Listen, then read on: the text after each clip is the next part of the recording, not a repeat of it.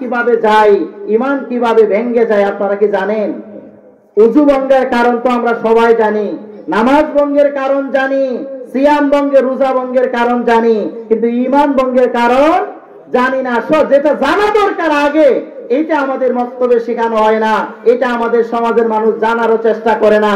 জানার চেষ্টা আমরা করি ওইটা যেটা আপনার পরে, আগে জানতে হবে আপনি আমাকে ঈমান ভাঙার কারণ, ঈমান আপনি আমার ঠিক রাখতে হবে।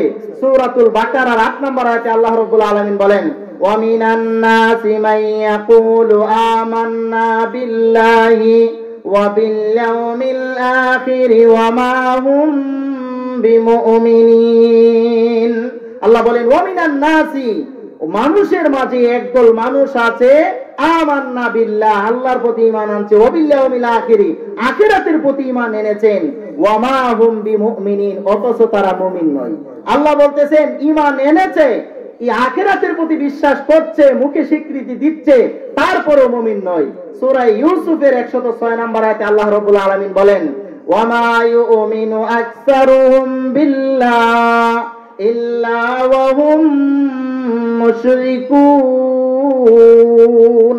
ওয়া মা ইউমিনু আকসারুহুম বিল্লাহ, অধিকাংশ মানুষই আল্লাহর প্রতি ঈমান এনেছে ঠিকই, ইল্লা ওয়া হুম মুশরিকুন, তারপরেও মুশরিক। আপনি কি বলছেন? তার মানে আল্লাহ রাব্বুল আলামিন বলছেন, এটা কি আমার কথা বলতেছি? আল্লাহর কথা। আল্লাহ সুবহানাহু ওয়া তাআলা বলতেছেন অধিকাংশ মানুষই আল্লাহর প্রতি ঈমান আনা সত্ত্বেও মুশরিক। আল্লাহ রাব্বুল আলামিনের প্রতি ঈমান এনেছে, তারপরেও মুশরিক। কিভাবে মুশরিক হয়ে যায়?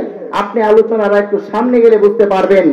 ঈমানের রুকন, ঈমানের রুকন হলো 6টি। কয়টি বলুন তো? ঈমানের রুকন হলো 6টি। তো এর মাঝে 1 নাম্বার আল আমানতু বিল্লাহি ওয়া মালাইকাতিহি ওয়া কুতুবিহি ওয়া রুসুলিহি ওয়াল ইয়াউমিল আখির ওয়াল কদরি খায়রিহি ওয়া শাররিহি। এই হলো ঈমানের রুকন। ঈমানে মুফাসসাল, বিস্তারিত ঈমান সবাই আমরা পারি।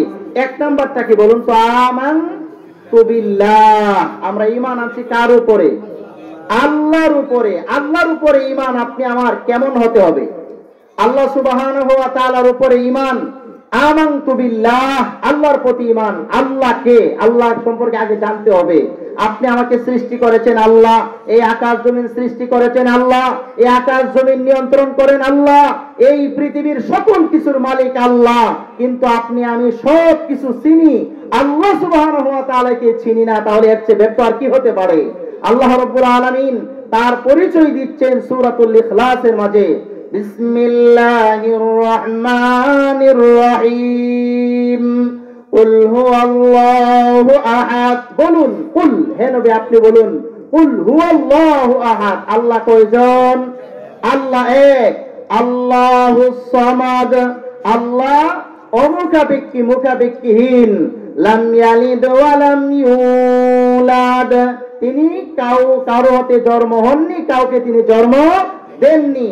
ওয়ালাম ইয়াকুল লাহু কুফুয়ান আহাদ, তার সমকক্ষ কেউ নেই। তাহলে আল্লাহ সুবহানাহু ওয়া তাআলার পরিচয় আমরা পেয়েছি যে আল্লাহ রাব্বুল আলামিনের সমকক্ষ, আল্লাহর সমান পৃথিবীর আর কেউ নেই। তাহলে আল্লাহ সুবহানাহু ওয়া তাআলার সমান আর কাউকে মানা যাবে?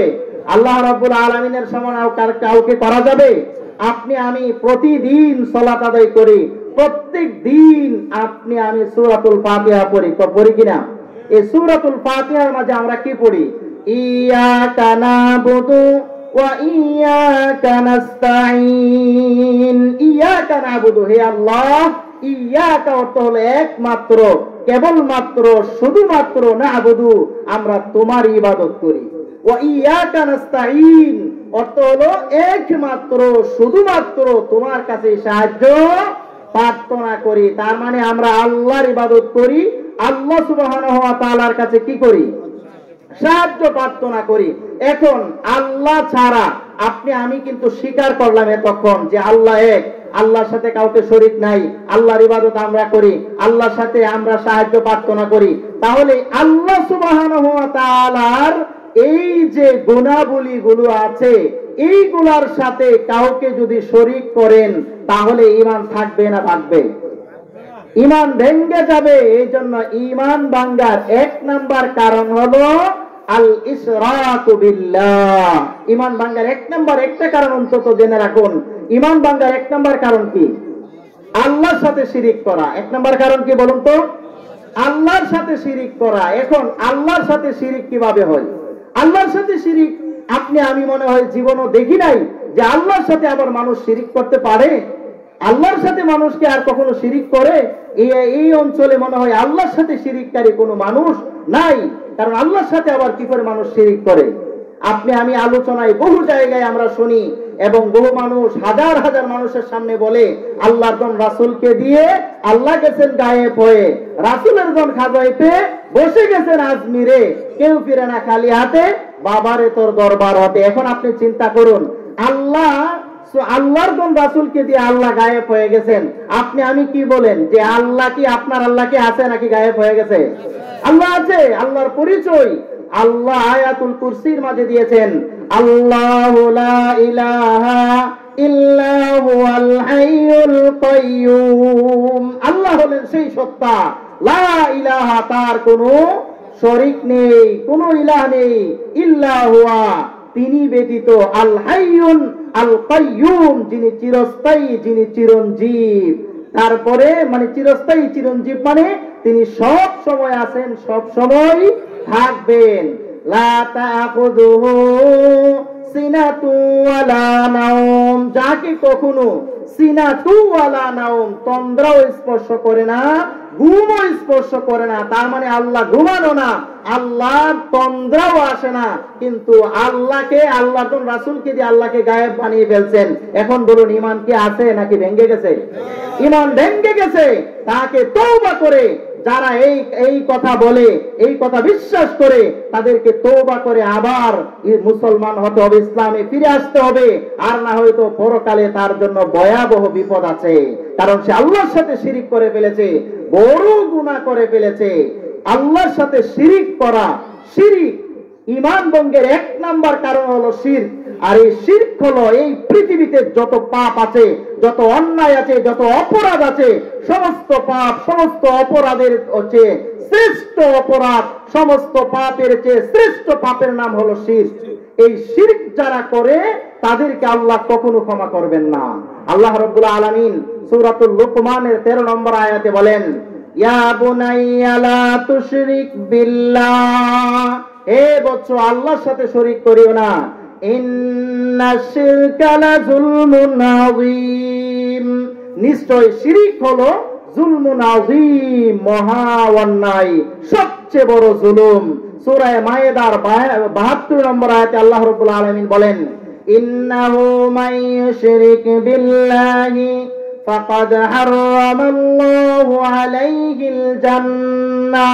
ইন্নাহু মাইয়ুশরিক বিল্লাহ, নিশ্চয় যারা আল্লাহর সাথে শিরিক করবে, ফাকাদ হারামাল্লাহু আলাইহিল জান্নাহ, আল্লাহ তাদের জন্য জান্নাতকে হারাম করে দিয়েছেন।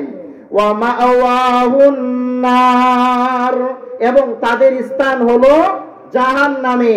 ওয়া মা লিয-যালিমিনা মিন আনসার, জালেমদের জন্য কোনো সাহায্যকারী নেই। সূরা নিসার 48 নম্বর আয়াতে আল্লাহ রাব্বুল আলামিন বলেন, ইন্নাল্লাহা লা ইয়াগফিরু আইয়ুশরাকা বিহি ওয়া ইয়াগফিরু মা দুনা যালিকা লিমান ইয়াশা। ইন্নাল্লাহা লা ইয়াগফিরু, নিশ্চয় আল্লাহ ক্ষমা করেন না, আইয়ুশরাকা বিহি, যারা আল্লাহর সাথে শিরিক করে। তাহলে আল্লাহর সাথে শিরিক করলে আল্লাহ রাব্বুল আলামিন এই গুনাহ ক্ষমা করেন না।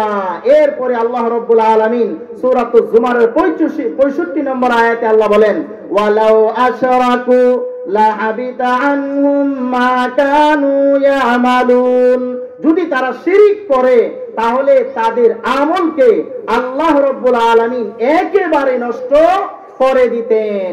আমল করলে সেই আমলগুলা একেবারে বাতিল হয়ে যাবে যদি আপনি শিরিক করেন। শুধু তা নয়, আরেকটি সূরা, আরেকটি আয়াতে আল্লাহ রাব্বুল আলামিন নবী সাল্লাল্লাহু আলাইহি ওয়াসাল্লামকে বলছেন যে লাইন আশরাকতা লা ইয়াহবাতান্না আমালুকা, যদি আপনি নবী শিরিক করতেন তাহলে আপনার আমলও বাতিল হয়ে যেত। ওয়ালা তাকুনান্না মিনাল খাসিরিন, আপনি নবীও বিপদের মাঝে পড়ে যেতেন, ক্ষতিগ্রস্তদের মাঝে পড়ে যেতেন, কারণ আপনি যদি শিরিক করতেন তাহলে আপনার আমলও বাতিল হয়ে যেত। তাহলে চিন্তা করে দেখুন, রাসূল সাল্লাল্লাহু আলাইহি ওয়াসাল্লামের ব্যাপারেও আল্লাহ রাব্বুল আলামিন এই কথা বলেছেন, মানে শিরিক যদি পৃথিবীর যে কেউ করে, সে যত বড় মানুষই হোক না কেন, যত বড় ওলি গাউস কুতুব আবদাল হোক না কেন, তাদের ইবাদত, তাদের আমল আল্লাহর দরবারে গ্রহণযোগ্য হবে না। সূরাতুল কাফ 103 এবং 4 নম্বর আয়াতে আল্লাহ রাব্বুল আলামিন বলেন, কুল হাল নুনাব্বিউকুম বিল আখসারিনা আ'মালা আল্লাযীনা দাল্লা সা'য়ুহুম ফিল হায়াতিদ দুনিয়া ওয়া হুম ইয়াহসাবুনা আন্নাহুম ইউহসিনুনা সুনআ।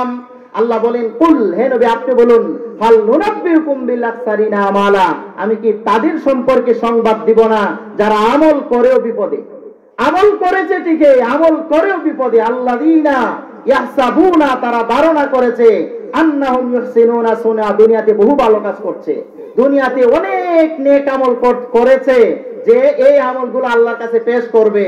আল্লাহ রাব্বুল আলামিন অপর জায়গায় বলেন, ওয়া কাদিমনা ইলা মা আমিলু মিন আমালিন, যখন তাদের আমলগুলা আল্লাহর দরবারে পেশ করা হবে, ফাজআলনাহু হাবাআম মানসুরা, তাদের আমলগুলা হাবাআম মানসুরা, মানে ধুলোবালি, যেই রকম ভাবে বাতাস আসলে ধুলোবালি উড়ে যায়, ঠিক তেমনি ভাবে তাদের আমলগুলা এইভাবে ধুলোবালির মতো উড়ে যাবে। তাহলে চিন্তা করে দেখুন, শিরক কত বড় অপরাধ, শিরক